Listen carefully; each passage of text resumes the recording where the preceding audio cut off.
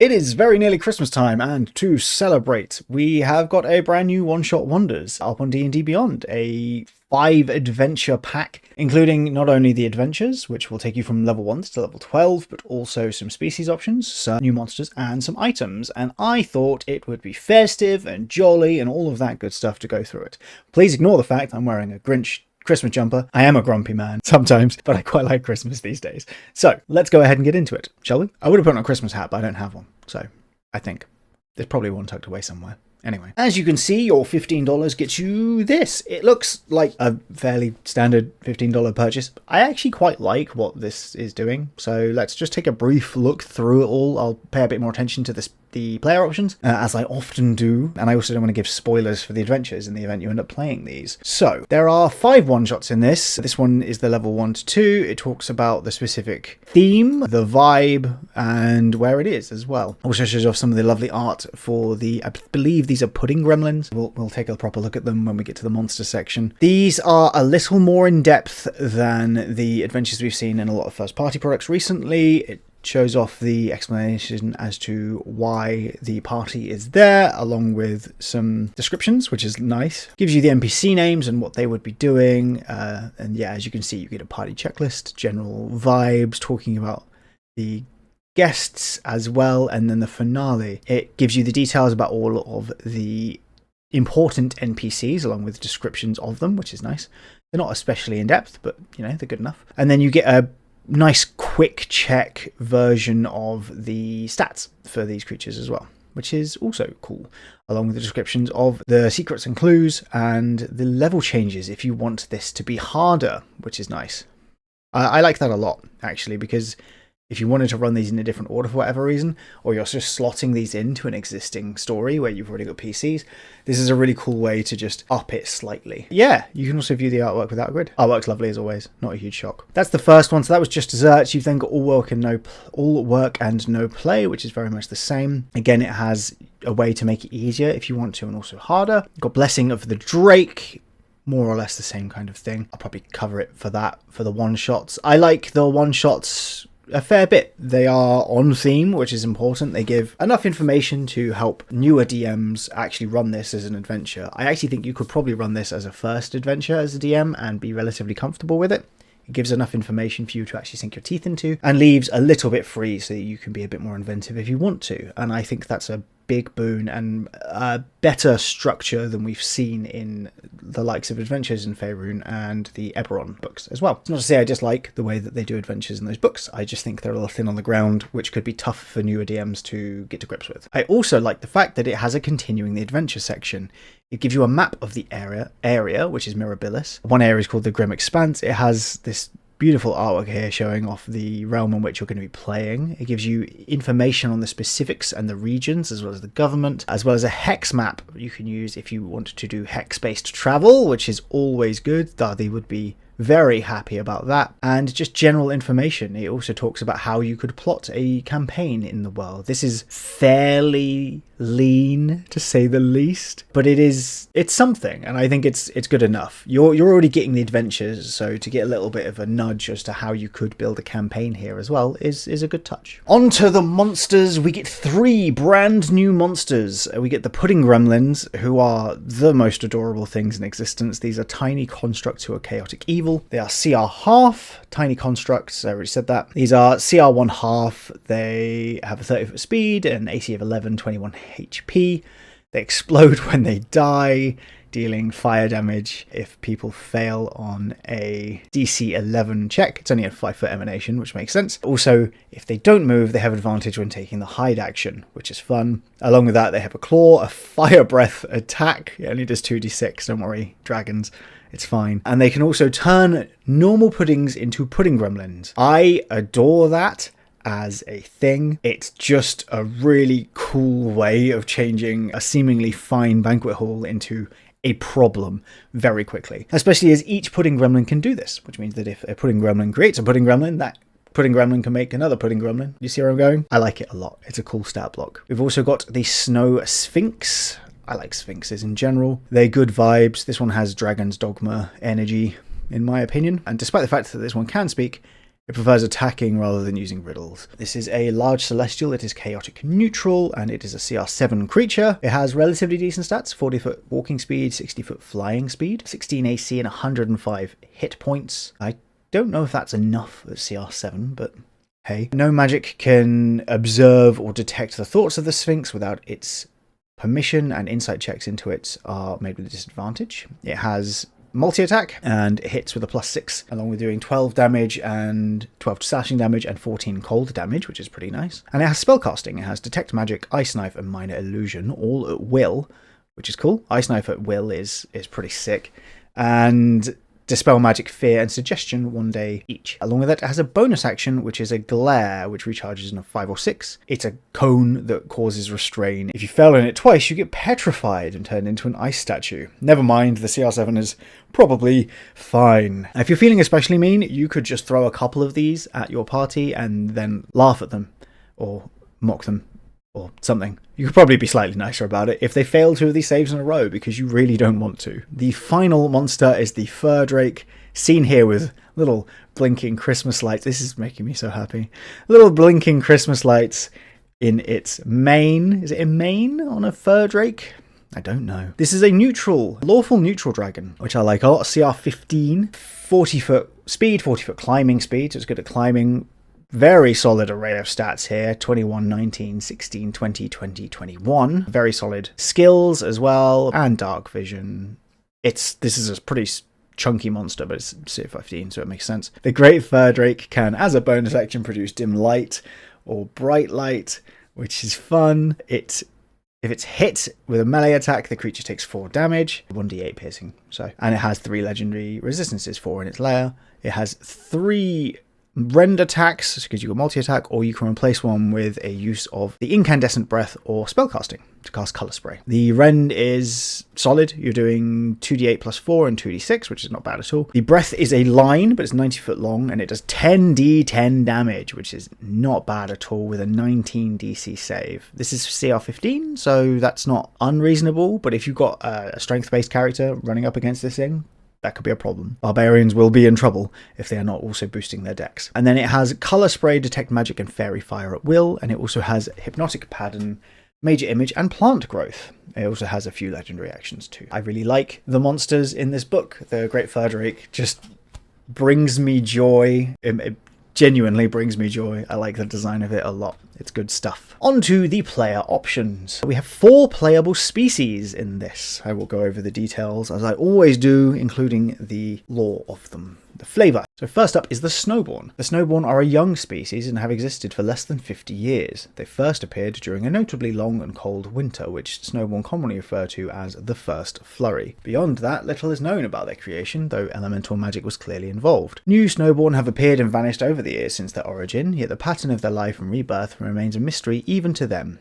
Each fleeting Snowborn lives for up to 20 years. This is a very young-lived species. The Snowborn's body is formed of compacted snow. They have a small sphere for a head, branch-like limbs, and they can harden into ice to protect themselves. Despite their coal eyes and carrot noses, they perceive the world as keenly as any other species. Snowborn enjoy using clothing as self-expression, like a jaunty hat or colourful scarf. So wholesome. This is a construct. Always good to have more constructs in D&D to players.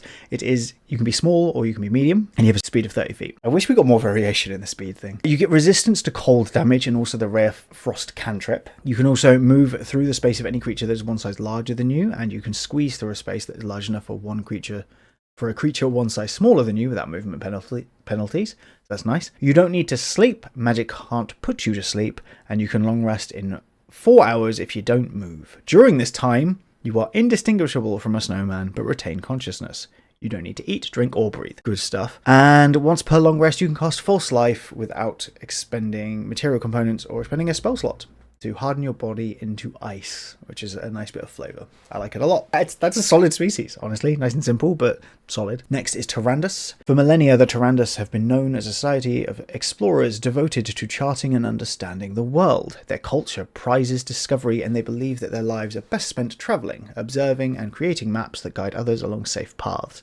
All Pterandus possess antlers that rise roughly a foot above their heads. Their dark red noses can emit a gentle glow, often used to... That's so cute. Often used for reading maps in dim light or signaling danger to their allies. You can do your nose in Morse code, maybe. That's fun. Pterandus fur ranges from deep brown to pure white, shifting with age, climate, or diet. They usually wear simple outfits, though more ornate garments and armor may be loaned to individuals by their herd in honor of taking a specific role or responsibility. The settlements are filled with map halls and navigation schools where trained explorers record the land, stars, and seas with care. Some Pterandus dedicate their lives to perfecting the art of map making, while others roam the world as scouts, guides, or couriers, ensuring their knowledge of routes and geography remains current. This feels like a perfect fit for the cartographer subclass for artificers. Pterandus herds are large and communal, sharing duties such as child rearing and foraging. They maintain strong ties between herds through regular gatherings where new maps and discoveries are exchanged. As most Pterandus are used to the safety and rhythm of herd life, those who travel alone often join adventuring groups as temporary companions. So this is a humanoid creature. It's about 7 to 8 feet tall, medium because of the antlers, and it has a 35-foot speed, so that's nice. As a bonus action, you can produce dim light in a 20-foot radius from your nose, and you can end this as a bonus action. Once per short rest as a reaction, you can lower your antlers and enter a defensive stance. Until the start of your next turn, you have +2 to your armor class against melee attacks. Reaction. You have hooves to use as an unarmed strike, so 1d4 plus your strength mod. It's always nice. And you get proficiency in either perception or survival. Makes a lot of sense. The penultimate species is Heteron. Heterons are living embodiments of alpine trees, sentient beings of bark and leaf whose bodies host moss, holly, and fungi. Their outer skin is made of thick bark that toughens with age, and beneath lies a network of green, sap-filled muscle. Twigs and berries sprout unpredictably, with the brightest clusters around their head. Their leaves and bark vary in colour and are as diverse as the lands they live in. Heterons have extraordinary lifespans, with some reaching over 1,000 years of age. Every 2 centuries or so, a heteron enters a rare blooming phase where the flowers on its body release pollen, and a single silver seed forms upon its back. The seed must be planted within a week, or it will wither away, but from it a new heteron sapling will grow.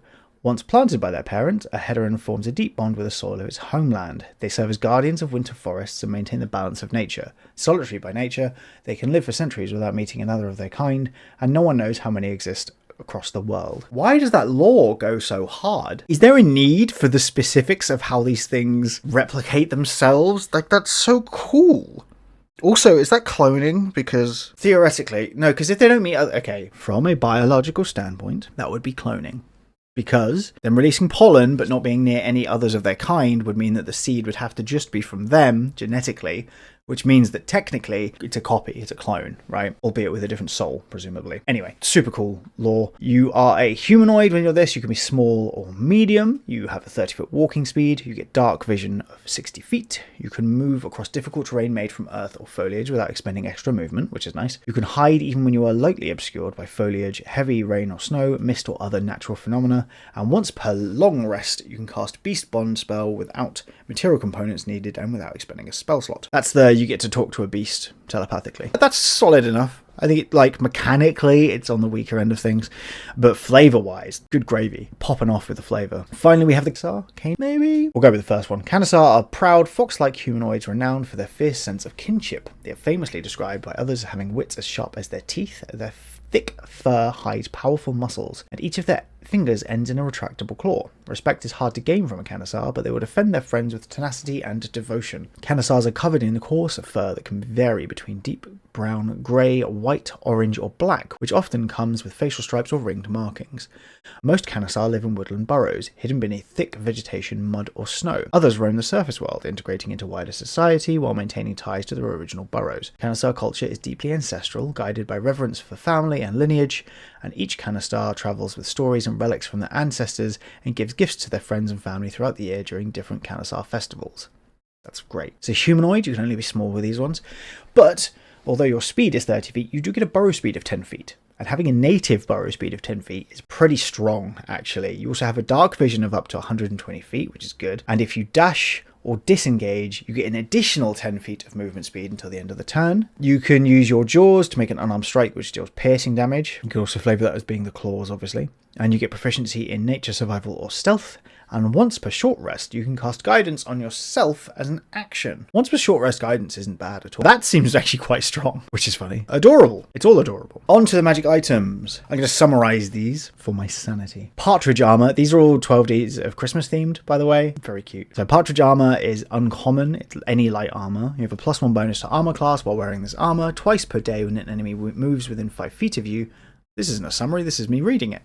You can fly up to 10 feet away from them in a flurry of feathers as a reaction without provoking opportunity attacks. That's quite strong.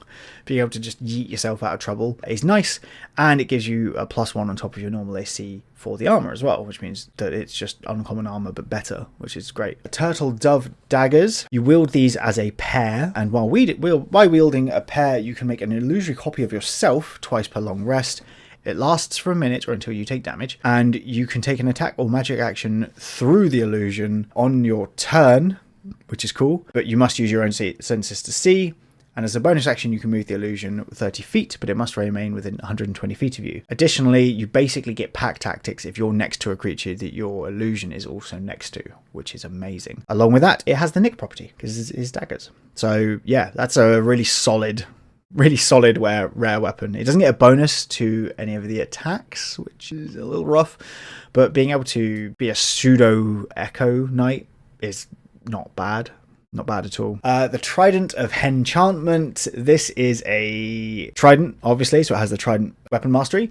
Along with that, it has 4 charges, it regains 1d4 at dawn. Basically, when you hit a creature, you can polymorph it into a hen. The save for that is 15, which is not bad, but it is a rare weapon, so that makes sense. And also, if you expend the last charge, you roll a 1d4, and on a 1, yolk explodes out of the egg-shaped gem at the base of the trident, and the weapon loses its enchantment. That's a bit dark. Cool weapon, though. Calling quills let you write in invisible ink, basically. That's an uncommon item. Rings of Might. These have 5 charges and gain 1 at dawn. If you expend the last charge, they lose their magic completely. You can innately cast the Shocking Grasp spell as a magic action. You can also expend 1 charge to cast Lightning Bolt, or 3 charges called Chain Lightning without spell slots or materials. But those are just good. It is very rare though, so it makes sense. DC 15 save on both, which makes the very rare thing a little rough, but not bad. Free spells is free spells. Goose Egg Healing Grenade. You can use this once per day. It explodes in a 30-foot radius sphere for wherever you throw it, up to 40 feet away. It heals creatures that are up to 30 feet away for 2d8 plus 4, or if they are within 10 feet, they get 5d8 plus 4. Instead, it can heal up to 6 creatures at a time, starting with creatures with the lowest hit points. Doesn't affect undeads or constructs. That's just cute. Swan Song Staff. This is very clever from a wordplay sense, and I have a great deal of respect for it. This is a quarterstaff. It has a +1 to your attack and damage rolls. It's uncommon as well, so this is quite strong. Once a day, if you're reduced to 0 hit points, it becomes an animated broom and tries to protect you. It acts on your initiative, and if it's reduced to 0 hit points, or if the wielder regains consciousness, it becomes inanimate once more. I just like that. It's fun. We've got an animated broom in one of the parties I'm playing in at the moment, and I swear it's the most powerful thing in our party, and there are 7 of us in the party. So that's saying something. Vial of Stout Milk is a potion which reduces any bludgeoning damage you take by 1d4 for an hour, and also raises your strength and con by 2 for an hour as well. Strong. Wand of Dancing. I read this one. The design here is really good. I really like it. You can spin and twirl holding this wand to cast Otto's Irresistible Dance with a DC of 14. The wand can be used to cast the spell as many times as you like. It's overpowered. It's broken. No. Once a creature fails its saving throw against a spell, you cannot use it again until the next day. I just like that as a design. Boots of Soft Landing. These are uncommon. You can't go prone, and your full speed is capped at 60 feet per round, and you take no damage from falling.